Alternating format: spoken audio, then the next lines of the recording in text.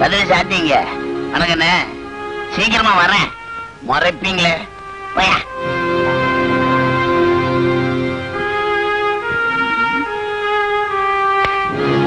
Hello Ravi, நான் சொல்றது நல்லா கேட்டுக்கோ.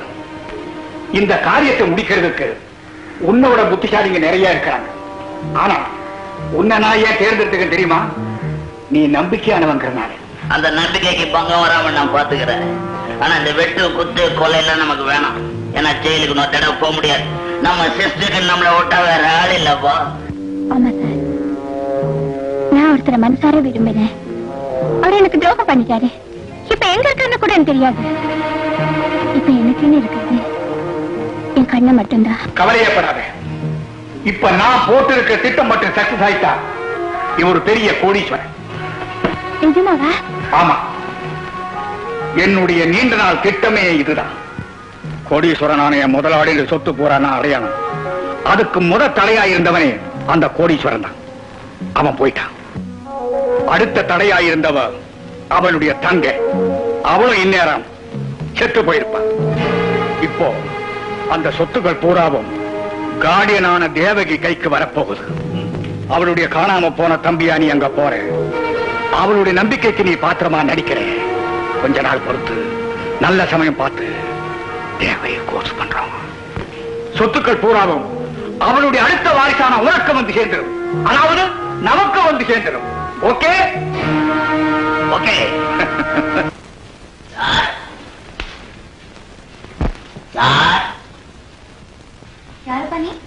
அனாத ஆசிரமத்தில இருந்து வரேன்.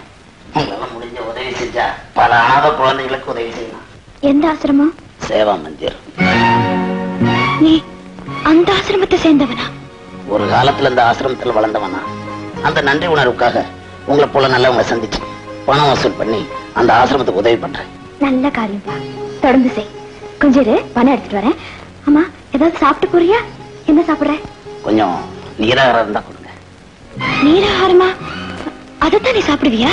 ஆமாங்க, சின்ன வயசுல எங்க அக்கா ஒரு வேளை சோறும் 2 வேளை நீராகாரம் தான் கொடுக்கும். அந்த நீராகாரத்தை சாப்பிடறதுக்கு முந்தி எங்க அக்கா ஆண்டவனுக்கு நன்றி செலுத்திட்டு சாப்பிடுறான்னு சொல்லுவாங்க. பேரு ரங்க. ஆசிரமத்துல என்ன ரவின்னு கூப்பிடுவாங்க. ரங்கனா? ரங்கனா உன் பேரு? உங்க அக்கா பேர் ஞாபகம் இருக்கா? நான் அவங்களை பிரிஞ்சு 18 வருஷம் ஆச்சு. ஆனா அவங்க பேரு தேவகின்னு ஞாபகம். கொஞ்சம் இருப்பா. இந்த பையன் சொல்றத வச்சு பார்த்தா நிச்சயமா தம்பியா தான் இருக்கும். எல்லாத்தையும் கேட்டுட்டுதான் இருந்தேன். ஆனா இதெல்லாம் அவ்வளவு சீக்கிரமா முடிவு பண்ணக்கூடிய விஷயம் இல்லை. ஆமா, இவன் உன் தம்பிதாங்கிறதுக்கு என்ன ஆதாரம்? சின்ன வயசுல எடுத்த போட்டோ ஒண்ணு இருக்கு. கொஞ்சம் இருக்க.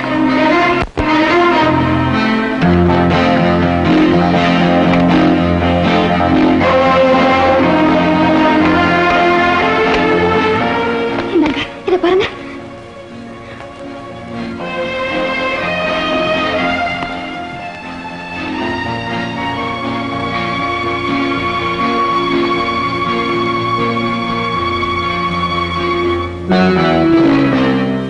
போட்டோ கரெக்டா தான் இருக்கு. வேற ஏதாவது குறிப்பா அடையாளம் சொல்ல முடியுமா? ஏன்னா நான் எதையும் சுலபமா நம்ப கூடியவன், நம்ப கூடாது.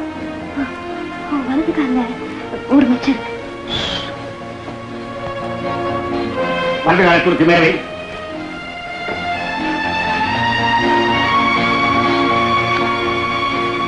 மச்சம் இருக்கு. நான் நம்புறேன். இவரு உங்க தம்பிதான்.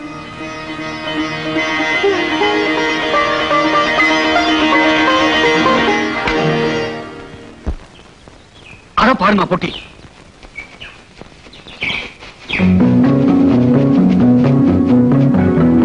தவப்பொட்டி மாதிரி தெரியுதுங்க.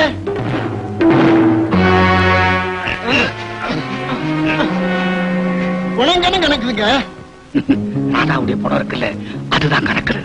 சும்மா தூக்கிட்டு வாங்கடா.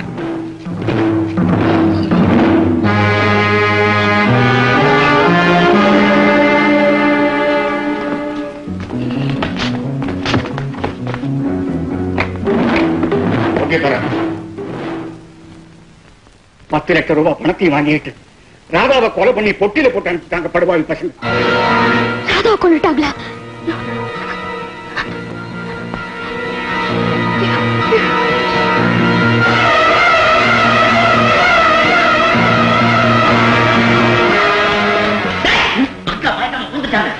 கொண்டு போ, நான் டாக்டருக்கு போன் பண்ண போறேன்.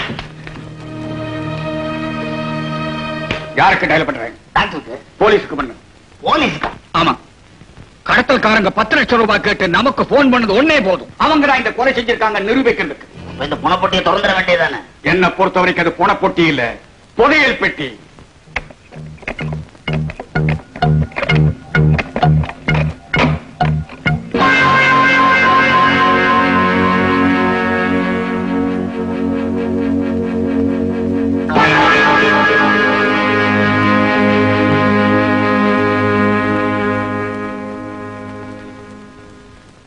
யாரா நீங்க?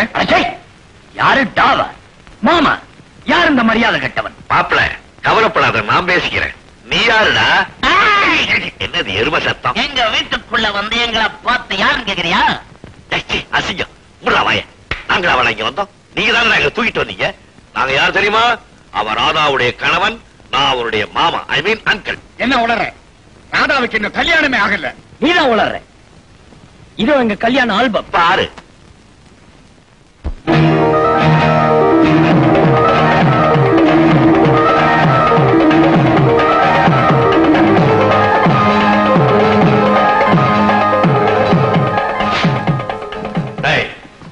ராதா 3 பேருக்கு 3 லெட்டர் கொடுத்து அனுப்பிச்சிருக்கா.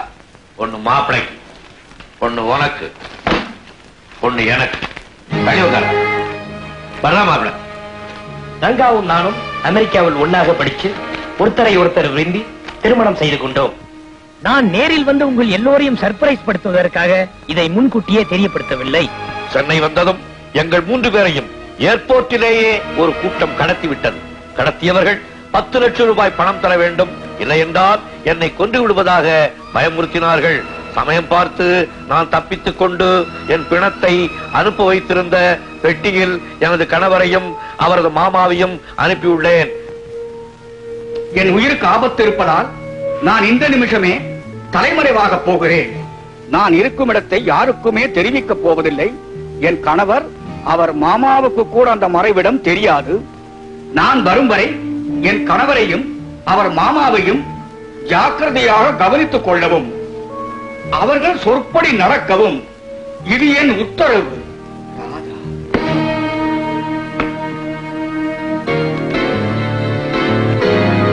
இப்ப புரிஞ்சுக்கிட்டியா? ராதாவோட கார்டியன் எங்க? மயக்கமா மாடியில் இருக்காங்க. ஏன் மயக்கமா இருக்காங்க? ராதா செத்து போயிட்டு சொன்னேன். பொட்டியை திறக்கிறதுக்கு முன்னாலேயே எப்படி ராதா செத்து போயிட்டாங்கன்னு சொன்னேன். இது உன்னுடைய ஆசையா இல்ல அவசரமா? அவசரத்துலதான் அப்படி சொன்னேன். இப்ப நம்ம அவங்க பாக்கணுமே. வாங்க வாங்க.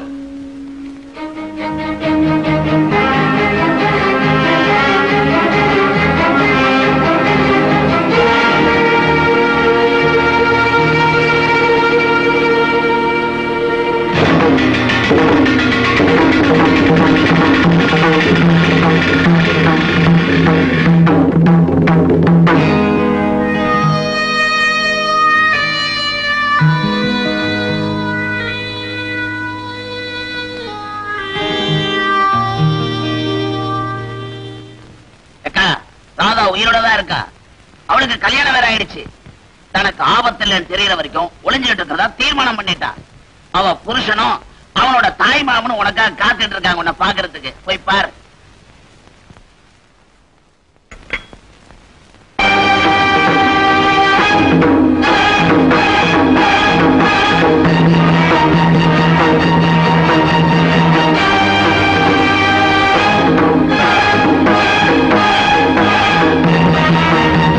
யாரு உங்க? அவரு ராதாவுக்கு புருஷன், இவரு மாப்பிள்ளையுடைய மாமா. கடத்திட்டு போன உங்களுக்கு கேட்ட பணம் கொடுத்தோம், இப்படி பண்ணிட்டாங்களே.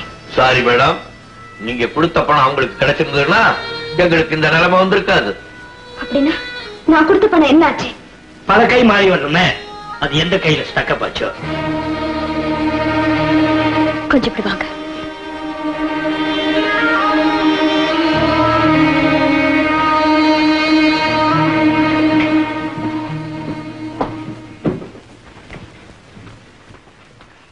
10 லட்சம் ரூபாய் தேவைன்னு என்கிட்ட கேட்டிருந்தா உன் மூஞ்ச தூக்கி எரிஞ்சிருப்பேனே. அவன் செத்தா சாப்பிட்டோன்னு நான் கொடுத்த பணத்தையும் வாயில போட்டுக்கிட்டியே. மனுஷனானே.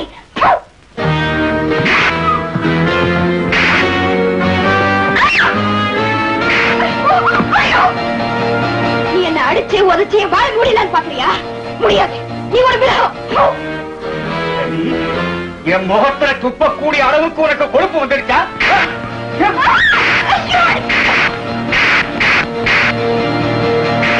நீ என்ன அடிச்சு கொண்டாலும் என் கொலை கூட பார்த்து காலத்து போ. சொன்ன பாடி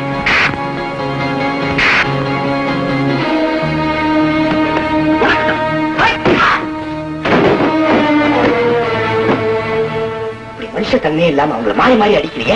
நீ ஒரு மனுஷனா? உன் வீரத்தை காமிக்கிறதா என்கிட்ட ஒரு பொம்பளை போட்டு அடிக்கிறீடா பேமாரி. அவர் ஒண்ணும் செய்யாதீங்க. அவர் அப்பப்போ செய்யற வைத்தியத்தை தான் இன்னைக்கு செஞ்சிருக்காரு. வைத்தியமா? ஆமாங்க. நான் அப்பப்போ நான் என்ன பேசுறோம் ஏது பேசுறோம்னு புரியாம புத்தி பேதிரிச்சு போயிடுவேன். டாக்டர் இது ஹிஸ்டீரியான்னு கண்டுபிடிச்சாங்க. அப்படியெல்லாம் வரும்போது என்ன சுயநினைவுக்கு கொண்டு வர கண்டத்துல மாறி மாறி அலையணும்னு டாக்டர் தான் இவங்க கிட்ட சொல்லிருக்காங்க. அதான். அப்படியா? ஆமாங்க. இந்த வியாதிக்கு நிரந்தரமா ஒரு முடிவு கட்டணும்னு பாக்குறேன். முடியல. அதான் நாங்க வந்து சேர்ந்துட்டோமே. நிரந்தரமா ஒரு முடிவு கட்டிட வேண்டியதான் இல்ல அங்கிள்? ஆமா மாப்பிள. இது எப்ப வருது எதுக்காக வருதுன்னு தெரிஞ்சுக்காம போனா நாம இங்க வந்து என்ன பிரயோஜனம்? நாங்க வர்ற சம்பந்தி அம்மா